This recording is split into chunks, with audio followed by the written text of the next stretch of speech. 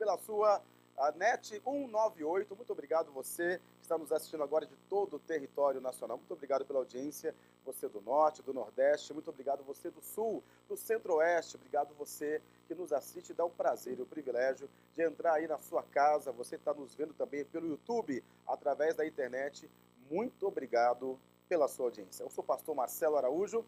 Estamos agora no bloco, dentro do programa Vida Plena com Deus, o povo quer saber. Eu quero preparar o seu coração, porque muitas perguntas o Brasil está fazendo aqui, de respostas que, quem sabe, você gostaria de ter, mas não pode, porque, infelizmente, não tem para quem perguntar. Mas aqui no programa Vida Plena com Deus, no bloco O Povo Quer Saber, você tem, com certeza, a resposta daquilo que você está perguntando. Eu quero agradecer muito mesmo a sua audiência, muito obrigado você, pastores também, muitos pastores nos assistindo agora, o povo de Deus, muito obrigado você católico, muito obrigado espírita, livre pensador também, pelo privilégio ali, você nosso telespectador, mais do que especial nessa tarde de quinta-feira. E falar em quinta-feira, eu quero dar um lembrete para você.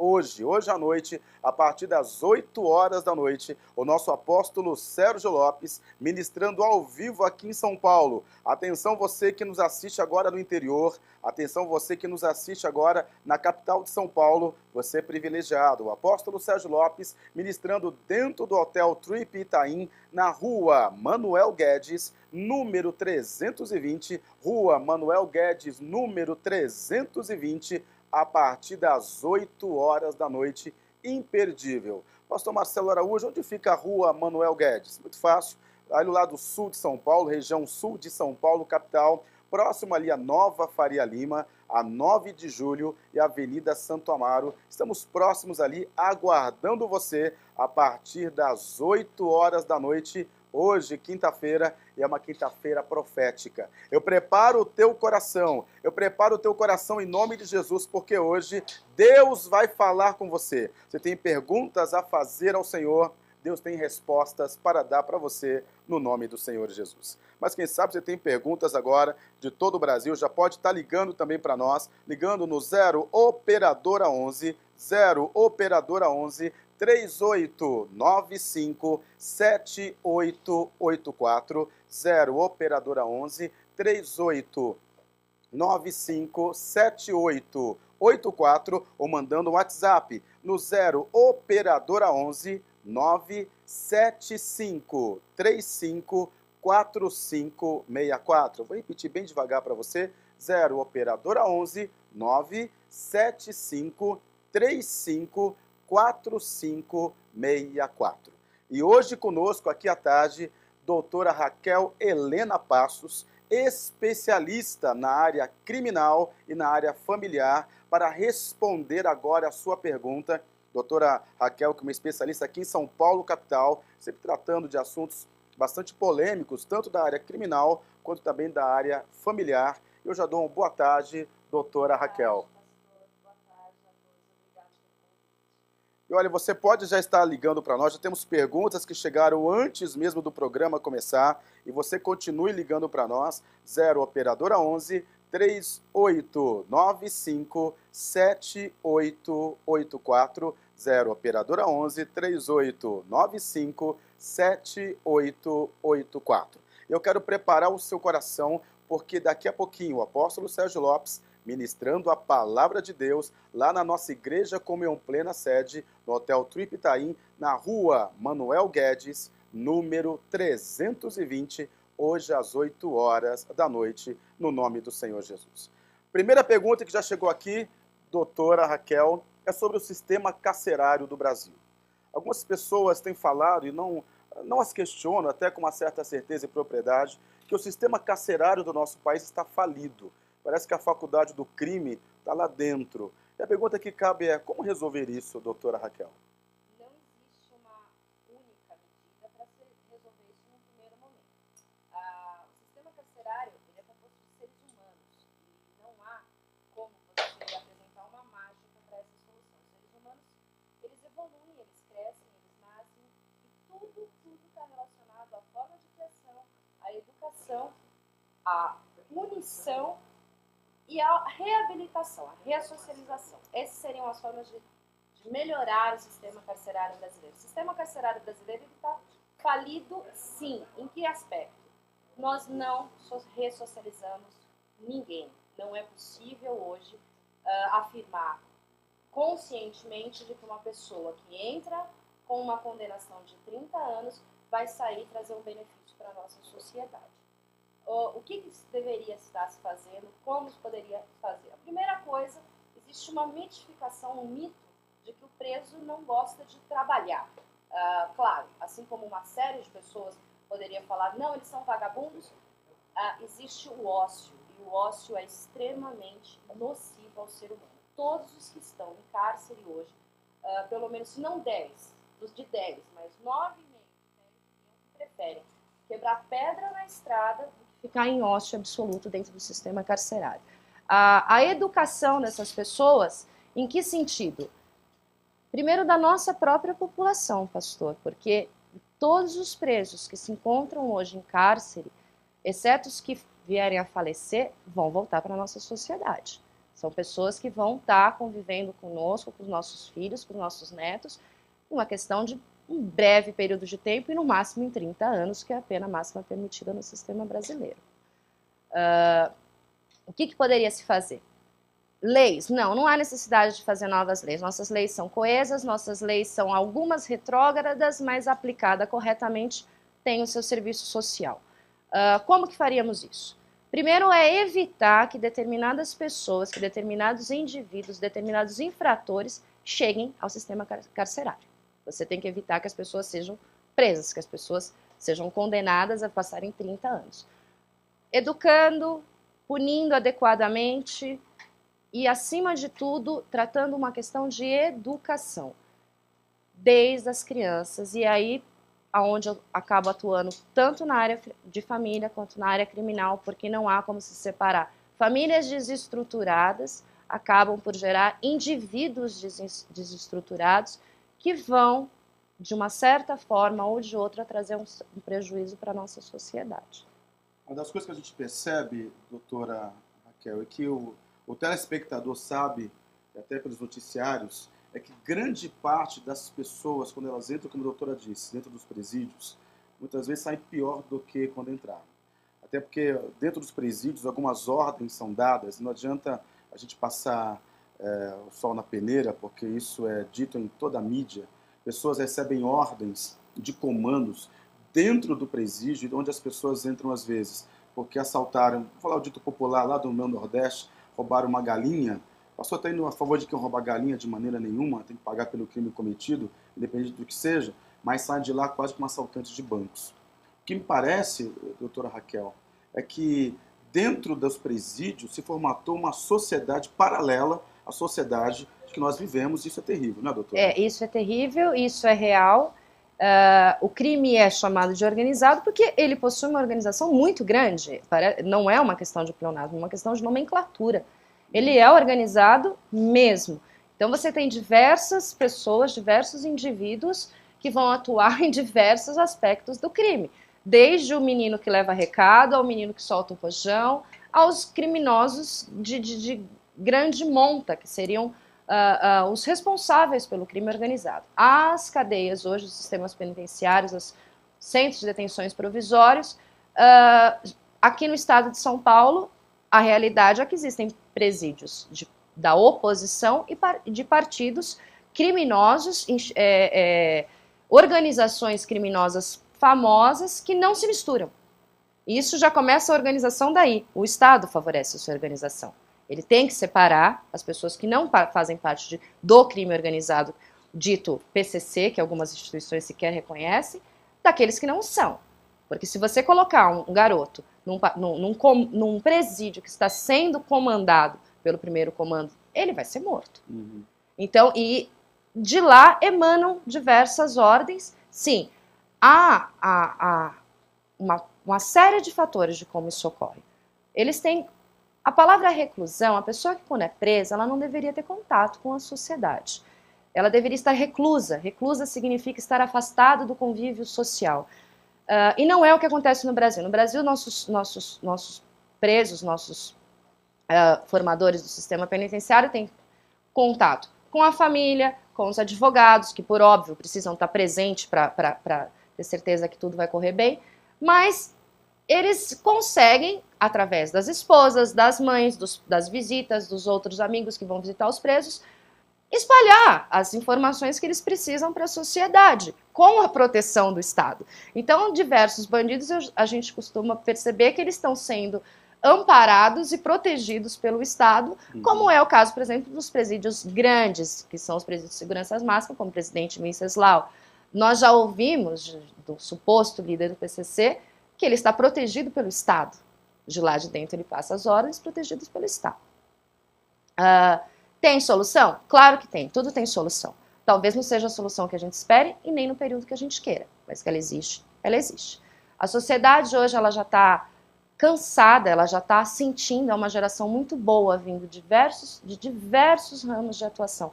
São membros da OAB, são membros do Ministério Público, do Conselho Federal de Magistratura, Conselho Nacional de Justiça, diversas pessoas que se importam, sim, com esses aspectos e que lutam pela distorção, pela informação distorcida que muitas vezes chega na mídia, como, por exemplo, de que o preso não quer trabalhar, ele quer trabalhar. E não só para redimir, para ter a pena diminuída. Ele quer trabalhar porque o ócio é ruim.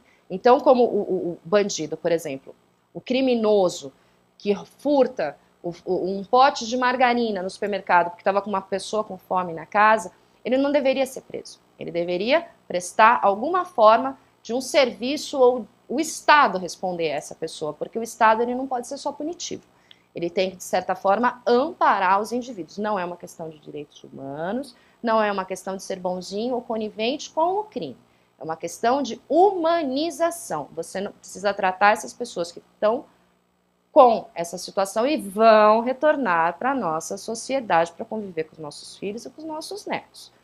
Se nós simplesmente ignorarmos isso, alguém vai pagar o pato. E são os nossos, que serão nossos sucessores, nossos filhos e netos. Não param de chegar perguntas para nós aqui. Muito obrigado você que está, muito obrigado telespectador e telespectadora, que está mandando a sua pergunta aqui na parte do programa Vida Plena com Deus, no bloco O Povo Quer Saber. Obrigado você que está ligando no 0 Operadora 11 3895 7884 3895 7884 ou mandando no WhatsApp também a pergunta no 0 Operadora 11 975 35 4564. Chegou uma pergunta aqui, doutora Raquel, muito interessante, falando ainda não só do sistema carcerário do país, mas de pessoas que estão lá dentro. A dona Tereza, do Rio de Janeiro, perguntou e disse o seguinte: meu marido está há mais de 5 anos vivendo no presídio, já cumpriu a pena e nada acontece. Sim. E a pergunta dela é: por que isso acontece com meu marido? Será que é só com ele, doutora? Não. Infelizmente ele não é o único e não vai ser o último. Nós temos talvez uma centena, para não ser exagerada, entrar nos milhares, mas nós temos muitas pessoas como nessa situação. Pessoas que cometeram seus delitos, cumpriram as suas penas e ainda continuam com a liberdade restrita dentro de instituições prisionais. Por quê? Não é um descaso, não é uma falta de cuidado. O volume, provavelmente ela não tem um advogado ou condições de contratar um advogado particular e ela fica à mercê do que nós chamamos da Defensoria Pública ou da Procuradoria, que seriam os órgãos estaduais para estar defendendo as questões como essa. São excelentes profissionais, os defensores, os procuradores são excelentes profissionais que tiveram um treinamento perfeito. A questão é a demanda que eles têm que enfrentar. Não há como, seria como eu agendar 300 atendimentos para um dia. Eu não teria força física ou mental para atender a todos. Talvez os 100 primeiros tivessem um atendimento adequado e os outros 200 eu não pudesse fornecer esse atendimento por uma questão física. O que acontece? Como que a gente tenta estar solucionando essa questão? A família pode sim procurar a Defensoria Pública da cidade, pode procurar o Ministério Público e informar isso, porque o que acontece? Esse é um processo, depois da pessoa ser condenada, abre-se um outro processo chamado processo de execução criminal, onde vão ser calculadas todas as penas e todo o comportamento do indivíduo que está com a liberdade restrita. E alguns, infelizmente, é o termo que a gente usa, acabam esquecidos pelo sistema. Eles ficam já de pena cumprida, aguardando serem colocados em liberdade. Como que é feito isso? O Conselho Nacional de Justiça, a Ordem dos Advogados e o próprio Ministério Público realizam multirões anuais caçando, procurando por esses casos, tentando localizar essas pessoas que precisam ser recolocadas e terem os seus próprios direitos exercidos, porque nós estamos com essa sensação de eu estou muito cansado, só tem criminalidade, direitos humanos, só tem para os presos. Não, a nossa sociedade ela precisa apresentar uma educação em que sentido? A lei e o direito têm que valer para todos, inclusive para quem cometeu o crime, porque senão haveria tão somente uma inversão de valores. Se a lei só vale para mim, que sou uma cidadã, não, ela tem que valer inclusive para o delinquente, para o infrator. Em que aspecto? De ser colocado, se ele foi condenado a 3 anos ou 30 anos, quando fizer o 13º ou 30º dia, ele tem que ser recolocado na sociedade. Por quê? Porque a gente tem que aplicar a lei para todos, em todos os ambientes, inclusive para os infratores. Isso é algo muito sério, doutora. O que a doutora está dizendo agora, em outras palavras, Brasil, é que tem muita gente que está nos presídios que não deveria estar lá. Tem muita gente cumprindo pena, independentemente do que aconteceu, que não deveria mais cumprir, porque já pagou pelo erro cometido. E eu chamo a atenção agora das autoridades que, por favor, prestem atenção nisso. Não estou aqui menosprezando, por gentileza, os senhores juízes, desembargadores, muito pelo contrário. Nós estamos falando aqui, inclusive, nos bastidores aqui do programa, falando com a doutora Raquel, da quantidade de processos que existem. É algo volumoso, é algo terrível, extraordinário, que não tem como vencer, mas que talvez os senhores magistrados e até mesmo o poder público desse mais atenção e voltasse mais, que tem muita gente que não deveria estar preso, mas está por algo que já pagou a pena faz tempo. Então, eu chamo a atenção agora de você, Brasil, você que, quem sabe, tem acesso a alguém, faça essa programação para que seja sirva de alerta para as pessoas que estão nos assistindo agora, no nome de Jesus. Voltando, mudando agora um pouco a pauta, agora, na área familiar. E aqui, doutora Raquel, é um colega da doutora que, segundo a informação da Elaine de São José dos Campos, cometeu um erro. Meu ex-marido é advogado, não paga a pensão, está na 4ª execução contra ele, e as 3 primeiras só com mandato, e a 4ª ele não se deixa achar. Se ele não aparecer por edital, o que acontece? Qual seria a medida a ser tomada de acordo com a doutora? A citação por edital, por que tem que ser feita essa localização? Para que o processo tenha uma validade, o primeiro ato que deve ocorrer é a citação. A pessoa tem que ter ciência de que tem essa ação. Ele, como advogado, como colega, deveria pensar no próprio filho e honrar com os compromissos que ele tem com o seu filho, não com a sua companheira. Mas a citação por edital, ela é considerada citação ficta, ou uma citação que supõe-se de que a pessoa foi citada. Porque a gente não pode esperar de eterno que se localize essa pessoa, uma vez que a pensão alimentar ela tem um caráter de urgência de alimentos. A pessoa não pode aguardar 1 ano para comer, né? Ela precisa daqueles alimentos para hoje.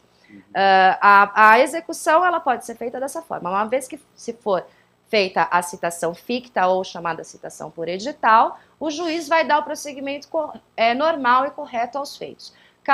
Para que você já deve ter um advogado constituído, porque você está num processo já de execução. Você tem que requerer os bloqueios de bens e valores. Peça-se para que seu advogado requeira ao juiz um ofício à Receita Federal, ao Banco Central, e que bloqueie os valores do colega, inclusive das ações em que ele pode vir a receber os seus honorários, porque é um direito de alimentos a um menor ou uma pessoa que está necessitando desses alimentos e tem caráter de urgência, urgentíssima. Ocorrendo a citação ficta, o melhor procedimento é requerer bloqueio de bens e valores. O assunto agora é um assunto bem polêmico. Eu quero que muitas pessoas ligaram para nós agora e perguntando exatamente o mesmo assunto. Eu queria que a doutora explicasse, por gentileza, porque é um assunto muito recente, muito novo, que aconteceu agora e Eu quero muito obrigado você que continua mandando perguntas para nós. Daqui a pouco eu vou responder a pergunta da Renata do Ipiranga aqui de São Paulo. Perguntas estão chegando para nós de São José dos Campos também. Muito obrigado, viu? Você que está perguntando para nós. Mas existe uma síndrome que tem tomado conta de grande parte das famílias brasileiras. Tem até um escrito, a abreviação SAP. SAP. E muita gente agora pode perguntar, pastor Marcelo Araújo, o que tem a ver comigo? Eu já quero adiantar que o assunto tem tudo a ver com você. Porque é uma síndrome que a doutora estava me explicando fora do ar, que tem mexido com famílias, que às vezes você que está nos assistindo agora, se separou, né? Separou o marido da esposa ou a esposa do marido. Se não se separou ainda, nós profetizamos em nome de Jesus que você não vai se separar, que Deus vai entrar no seu lar, Deus vai entrar na sua casa, Deus vai entrar na sua família e haverá restituição pelo poder de Deus. Mas tem casais que estão nos assistindo agora, ou quem sabe o marido, ou quem sabe a esposa, que tem usado alguém que não tem nada a ver com o pacto, nada a ver com a situação, e aí é colocado como poder de barganha, que é justamente o filho ou a filha. E aí, esta síndrome, eu queria que a doutora falasse exatamente do que se trata e o que é, tem entrado nas casas de milhões de pessoas no nosso país, justamente porque tem usado aquilo que é o mais fraco, ou aquele ou aquela que são os mais fracos, filho ou filha dentro das casas, não é, doutora? É verdade, pastor. É um tema relativamente novo no nosso país, mas ele foi descoberto em 1980 por um pediatra americano chamado Richard Gardner. E ele percebeu o quê? Ele tratava diversas crianças que foram crescendo e desenvolvendo diversos distúrbios de personalidade, distúrbios físicos e mentais, e que a única coisa que esses pacientes possuíam em comum era ter passado por um processo de separação e um processo de guarda extremamente traumatizante. A síndrome da alienação parental, ela já possui legislação no Brasil desde 2010, mas somente há 10, 15 dias atrás nós tivemos o primeiro julgado reconhecendo a SAP, ou a síndrome de alienação parental.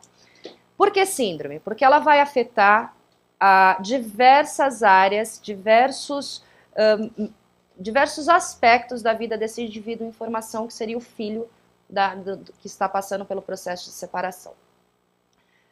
Não basta que ocorra um processo de separação. A síndrome da alienação parental, ela não ocorre tão somente pela separação e um processo de guarda.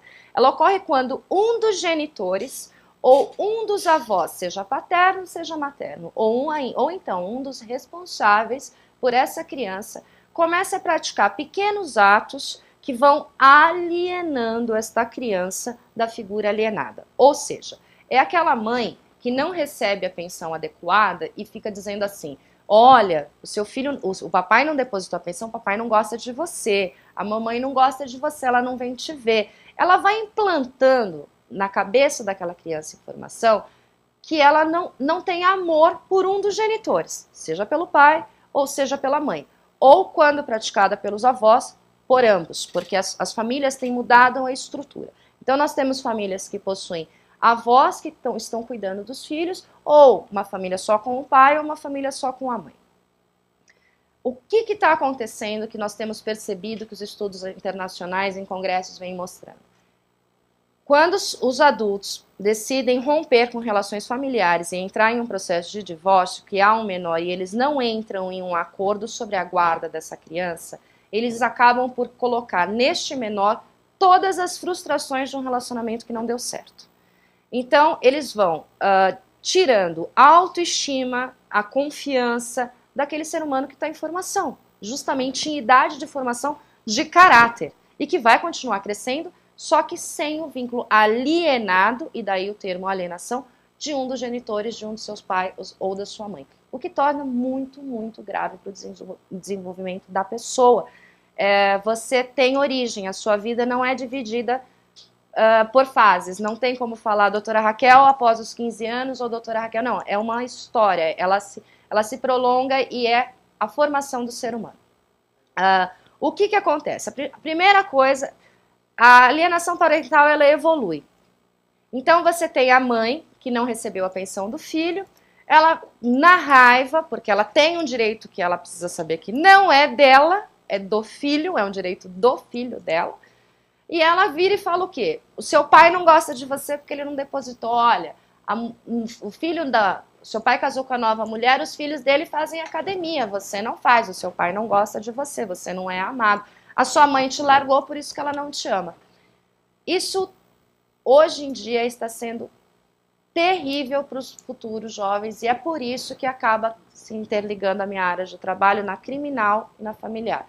Porque esses jovens, essas crianças que são alienadas se tornam, na sua grande maioria, adultos problemáticos e adolescentes infratores. Eles têm tendência à automutilação, eles têm tendência ao uso de drogas, eles têm baixa autoestima, eles têm diversos problemas físicos pela essa tristeza que foi embutida desnecessária nele. É um assunto extremamente sério e que, graças a Deus, teve, ainda esse mês, reconhecido pela primeira vez, uma juíza do sul do país reconheceu a figura de uma mãe alienadora e aplicou a ela uma multa de 10 mil para cada ato que fosse praticado de alienação. Mas veja, pastor, qual que é o maior problema? Isso sempre ocorre dentro das casas. Você não vai ter... É uma situação muito, muito pessoal, muito íntima. E, às vezes, tudo que você tem é a palavra do que está sendo alienado, daquele pai que fala, olha, eu pago a pensão, mas toda vez que eu chego na minha casa eu não consigo retirar minha filha. Olha, eu pago a pensão, mas eu não consigo nunca ser chamada para uma apresentação de Dia das Mães na escola. Você só tem a palavra dele. E aí, o que que acontece? Você tem que passar por situações judiciais de avaliação desta criança, do alienado, que vai ser avaliado por psicólogos, por assistentes sociais, por conselheiros tutelares, é feita uma avaliação psicossocial dessa criança, que infelizmente não traz nenhum benefício a ela. Os traumas que essa criança é exposto vão acabar por ter consequências gravíssimas quando esse ser humano crescer.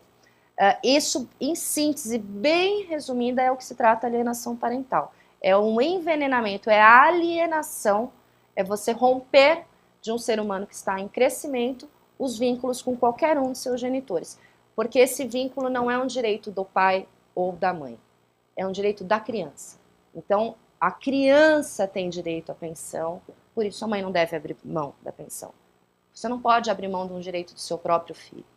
A criança tem direito a ver ao pai e não seria adequado que com horas marcadas, porque é um direito da criança, não é do pai. O ideal seria que as pessoas visualizassem as situações como 3 linhas paralelas. Pai e mãe, mãe e filho e homem e mulher. São 3 linhas. O pai com a filha é uma relação, a mãe com o filho é outra e os adultos são outra relação. Se nós conseguíssemos, e é aonde da forma com que nós atuamos, principalmente no escritório, conciliar as partes, trazê-las à realidade e à percepção do que elas estão causando naqueles que é o bem mais precioso a elas, que é o próprio filho, essas pessoas elas interrompem sem você precisar ir para a justiça. Porque não é um processo que tem vencedores, o processo da alienação parental. Você só tem uma pessoa perde, o alienado, que é a criança.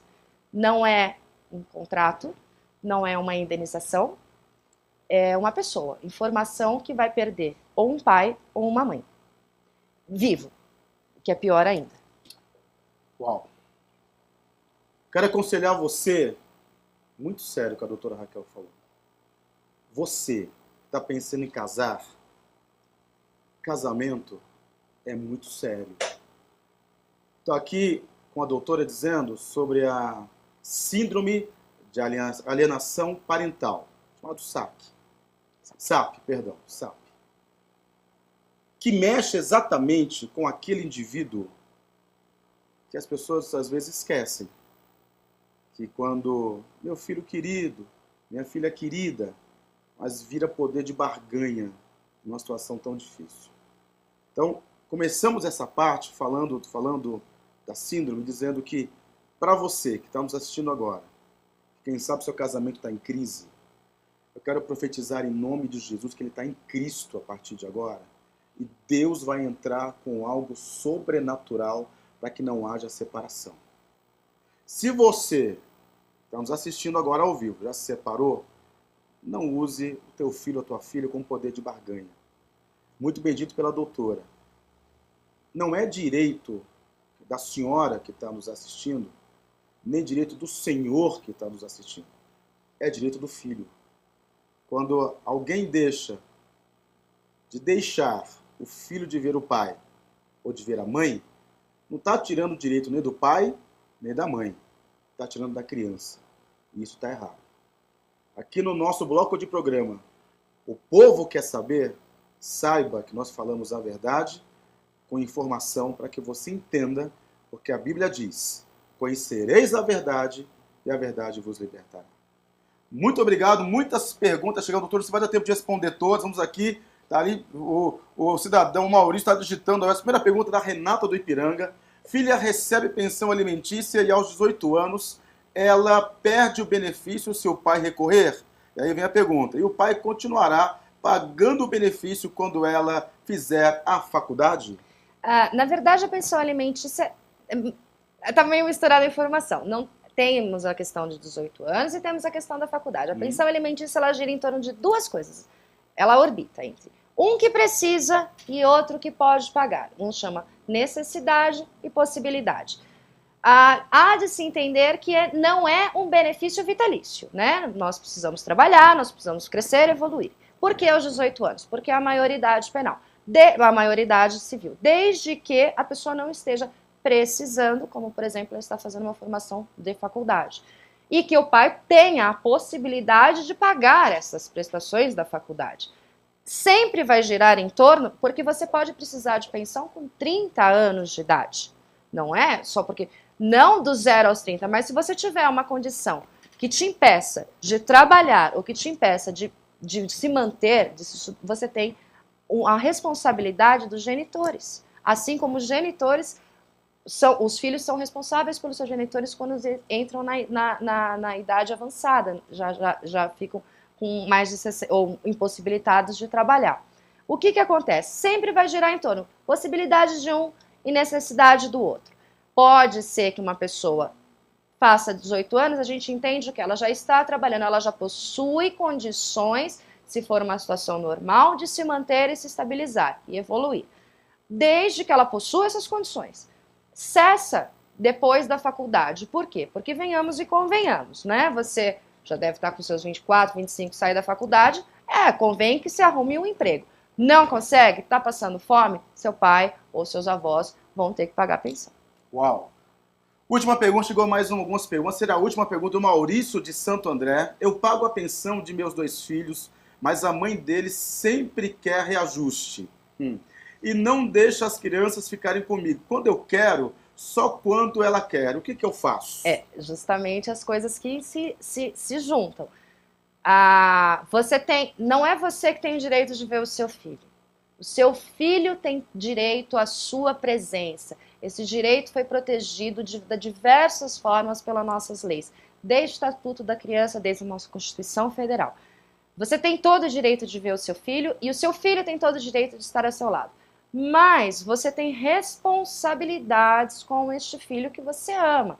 As revisões de pensão tornam a dizer, sempre que altera a necessidade ou a possibilidade, é requerida a revisão de pensão. Se alterou a minha realidade fática e hoje eu não preciso ou preciso mais, eu requeiro uma revisão de pensão. Ou se eu pago uma pensão e perco o meu emprego, mudou a minha possibilidade, eu requeiro a pensão. O que tem que se pontuar? Não há nada que justifique o fato de estar com a pensão atrasada, você não ver o seu filho. A sua esposa tem diversas medidas legais que ela pode requerer, inclusive a sua prisão. Porque se tem uma coisa que funciona neste país é atraso de pensão alimentícia, nós podemos garantir que ocorra a prisão. Ela não pode proibir você de ver o seu filho. Essa proibição é exatamente a alienação parental. Ela vai acabar, esse comportamento, alienando o filho contra a presença do pai. E aí fica sempre aquela coisa, eu não sou um ser, eu sou uma coisa. Eu só posso ver meu pai se ele pôr dinheiro. Não é assim que se cria filhos, não é assim que se passa valores a seres humanos. A presença é uma coisa e a responsabilidade financeira é outra. Você quer ser pai, você quer ver seu filho, você honre com os compromissos. Você quer ser mãe, você quer receber, você seja mãe e honre com os compromissos do seu filho, porque você está obstruindo um direito do seu filho. Muito obrigado, doutora Raquel. Olha, muito bom a programação de hoje, pelas respostas para todo o Brasil. Voltar mais vezes aqui no nosso bloco do programa. Obrigada, eu agradeço. Muito obrigado mesmo. E a você, telespectador, muito obrigado pelas mais perguntas chegando. Não dá mais tempo de responder. Muito obrigado você que está perguntando também. Faça as suas perguntas até fora do ar, que na próxima oportunidade vamos estar respondendo. Pelo WhatsApp também, você pode estar fazendo as perguntas. E daqui a pouco o nosso apóstolo Sérgio Lopes atendendo ao vivo para você, atendendo o Brasil inteiro. Muito obrigado pela sua audiência. E lembrando, hein, hoje à noite, o apóstolo Sérgio Lopes ao vivo, aqui na sede apostólica em São Paulo, capital, na rua Manuel Guedes, número 320, Rua Manuel Guedes, número 320, a partir das 8 horas da noite. A gente vai para um clipe agora e alguns testemunhos também da nossa quinta-feira. E logo depois, o nosso apóstolo Sérgio Lopes voltando aqui ao vivo para profetizar sobre a sua vida no nome do Senhor Jesus. Daqui a pouco nós voltamos. Deus te abençoe!